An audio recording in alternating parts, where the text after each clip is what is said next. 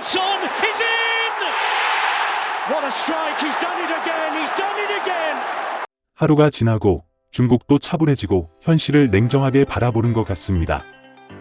중국의 언론 매체들, 특히 모던 익스프레스는 우리 국가대표팀과의 경기가 그들에게 소중한 기회이자 자신들의 실력을 냉정하게 평가할 수 있는 거울이었다고 평가했습니다. 그렇습니다. 이러한 평가가 맞습니다. 싱가포르처럼 겸손하고 감사한 마음을 가져야 함에도 불구하고 그들이 어째서 자신만만하고 우리를 도발하는지 이해할 수 없습니다. 중국의 젊은 언론도 비슷한 보도를 했습니다. 0대3으로 패배했음에도 불구하고 그들은 자신감을 회복했다고 합니다. 그러나 중국 국가대표팀의 성능이 향상되었다 한들 어떤 이득이 있겠습니까? 중국 관중들의 행동이 유럽과 전 세계에 실시간으로 퍼지면서 국가의 명예를 심각하게 손상시켰습니다. 문제는 중국 팬들이 토트넘, 손흥민 선수가 속한 팀의 지지자들을 공격한 것에서 비롯되었습니다. 데일리 메일에 따르면 한국에게 0대3으로 패한 후 중국 팬들은 토트넘 지지자들을 겨냥했습니다. 한 영상에서는 토트넘의 7번 유니폼을 입은 팬이 중국 팬들에게 끌려가는 모습이 담겼습니다.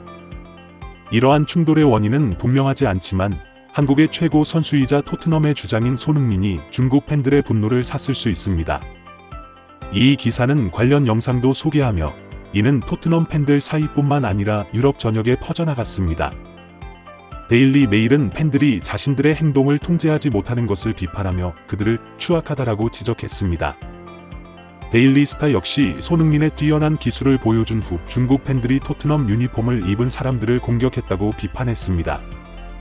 이러한 상황은 발생해서는 안 됩니다. 토트넘 팬들은 이 뉴스에 분노했을 것이며 토트넘은 15억 인구의 나라의 목표가 되었을까라고 의문을 가졌을 것입니다. 토트넘은 더 이상 성장할 수 없습니다. 중국 네티즌들은 그 사람의 이름과 대학을 찾아내어 그가 반역했기 때문에 대학에서 추방할 것을 요구했습니다. 중국인들은 한국인을 둘러싸고 욕설을 퍼부었습니다. 이는 중국의 무문화적인 태도입니다. 영국에서는 이런 일이 절대 일어나지 않을 것입니다. 소니는 영국에서 매 주말 인종차별적인 행동에 직면합니다. 이 경기의 특별한 점은 중국인들의 무례한 행동뿐만 아니라 손흥민의 뛰어난 활약이었습니다. 특히 그가 중국과의 경기에서 라보나 킥을 선보였습니다. 이는 다리를 교차하여 슛이나 크로스, 패스를 하는 멋진 기술입니다. 보통 네이마르 같은 브라질 선수들이나 기술력이 뛰어난 선수들이 힘과 경기 템포를 혼란시키기 위해 사용하는 기술입니다. 손흥민의 자연스러운 라보나 킥이 큰 화제가 되었습니다. 손흥민 선수의 멋진 라보나킥을 본 팬들은 흥미롭고 독특한 반응을 보였습니다. 그들은 라멜라가 손흥민에게 이 기술을 가르쳤을 것이라고 말했습니다. 손흥민은 계속해서 발전하고 있습니다. 세계는 아직 그의 최종 모습을 맞이할 준비가 되어 있지 않아 보입니다. 손흥민의 기술은 계속해서 확장되고 있습니다. 저는 손흥민이 양발을 모두 잘 사용하기 때문에 라보나가 필요 없을 것이라고 생각했지만 사실 그는 양발로 동시에 라보나를 할 수 있습니다. 하지만 이런 방식으로 외발을 사용하는 것이 더 쉬울 것입니다. 프리미어리그에서 이런 시도를 하지 않을 것 같다는 생각이 듭니다. 에머슨이 말했듯이 손흥민은 가짜 한국인이라고 합니다.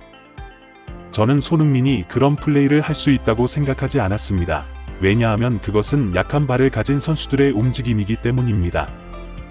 팬들은 창의적인 플레이어인 손흥민에 대해 공감을 표하며 라보나는 약한 발을 가진 선수들이 주로 사용하는 기술이라고 생각합니다. 이는 손흥민의 전 동료 라멜라, 푸스카스상 수상자와 같습니다. 그렇다면 손흥민이 왜 중국전에서 이 기술을 사용했을까요? 본능적일 수도 있고 경기 템포를 흔들기 위함일 수도 있지만 개인적으로는 중국을 상대로 하는 손흥민의 여유와 자신감 때문이라고 생각합니다. 이런 플레이를 상대방이 당하면 정신적인 타격을 줄 수 있고 너희는 우리를 이길 수 없다는 분명한 메시지가 됩니다. 세계에서 양발을 가장 잘 사용하는 선수 중 한 명이 굳이 라보나를 선보인 이유도 그런 부분이 있을 것입니다. 또 다른 주목할 점은 토트넘과 유럽 축구 팬들이 손흥민의 드문 헤딩골을 목격했다는 것입니다. 팬들은 그것이 멋진 헤더라고 반응했습니다. 손흥민이 헤더로 골을 넣기 시작했을 때 그들은 놀랐습니다. 손흥민의 헤딩? 그것은 해트트릭보다 더 드문 일입니다. 이강인의 멋진 어시스트. 저는 토트넘이 이강인을 미드필더로 영입하기를 정말 바랐습니다. 훌륭한 선수입니다. 그가 파리로 이적한 것이 너무 안타깝습니다. 케인이 손흥민의 마스크를 쓰고 한국 대표팀에서 뛰는 이유는 무엇일까요? 손흥민을 사랑하는 것은 피할 수 없습니다. 손흥민의 헤딩골은 드물지만 그가 할 수 없다는 것은 아닙니다. 그것은 그의 위치 때문에 드문 기회일 뿐이고 또한 뛰어난 슈팅 능력과 결정력에 가려져 있을 수도 있습니다. 스트라이커로서 헤딩 능력은 매우 중요하므로 손흥민의 헤딩골은 적절한 시기에 나온 것입니다. 손흥민에게 멋진 패스를 한 이강인은 파리 생제르맹과 프랑스 언론이 지적한 현명한 계약입니다. 닐은 이번 경기에서 이강인의 인상적인 활약에 주목했습니다. PSG 톡은 이강인이 아름다운 프리킥 어시스트로 인상적인 활약을 펼치며 한국 팬들의 마음을 사로잡았다고 강조했습니다. 그들은 손흥민이 국가대표팀을 떠날 때 PSG의 이강인이 한국 축구의 차세대 얼굴이 될 것이라고 말했습니다. 현재 한국 축구의 상징인 손흥민이지만 그의 나이가 31세임을 감안할 때 그의 전성기가 많이 남지 않았습니다.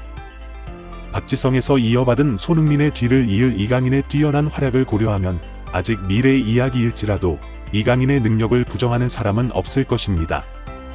컬처 PSC도 중국전에서 이강인이 공격형 미드필더로 활약하며 손흥민에게 결정적인 도움을 준 것을 주목했습니다.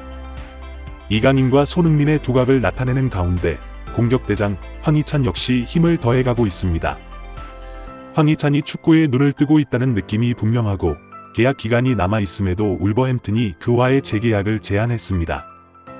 울버햄튼의 스타인 황희찬은 팀을 3대0 승리로 이끌었습니다.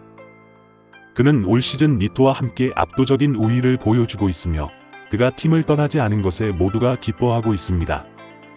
중국전에서 황희찬은 경기 내내 18번의 볼 경합에 참여하며 활발한 모습을 보였고 PK를 얻어내는 등 상승세를 이어가고 있습니다. 팬들은 이러한 흐름이 계속될 것을 바라고 있습니다. 월드컵 예선 기간 동안 부상 없이 좋은 모습을 이어가고 있는 황희찬이 기쁩니다. 마지막으로 이번 예선 MVP로 꼽힌 선수가 또 있습니다. 손흥민, 이강인, 황희찬의 뛰어난 활약에도 불구하고 대한민국 국가대표팀의 중심 수비수 김민재는 팀의 구조를 바꾸고 오랜 문제를 해결하며 인정받아야 합니다. 한국은 아시아의 약체 팀들과의 경기에서 두 줄 수비를 뚫지 못해 고전하고 상대 팀의 역습에 쉽게 무너지는 패턴을 가졌었는데요. 김민재는 싱가포르는 물론 중국 선수들의 역습과 찬스에서 이러한 기회를 원천 봉쇄하는 완벽한 수비로 불안감을 완전히 없앴습니다. 그는 물리적인 부분뿐만 아니라 축구 지능적인 부분에서도 나폴리와 현재 소속팀 바이에른 뮌헨에서의 경험을 국가대표팀에 적용하고 있습니다. 특히 아시안컵과 같은 대회에서 그의 가치는 매우 클 것입니다. 김민재는 우리 대표팀 공격수들과 미드필더들이 마음껏 공격할 수 있도록 뒤에서 팀을 이끌고 있습니다. 월드컵 예선을 부상 없이 마친 모든 대표팀 선수들에게 칭찬을 보냅니다. 한중전을 시청해 주셔서 감사합니다. 안녕히 계세요.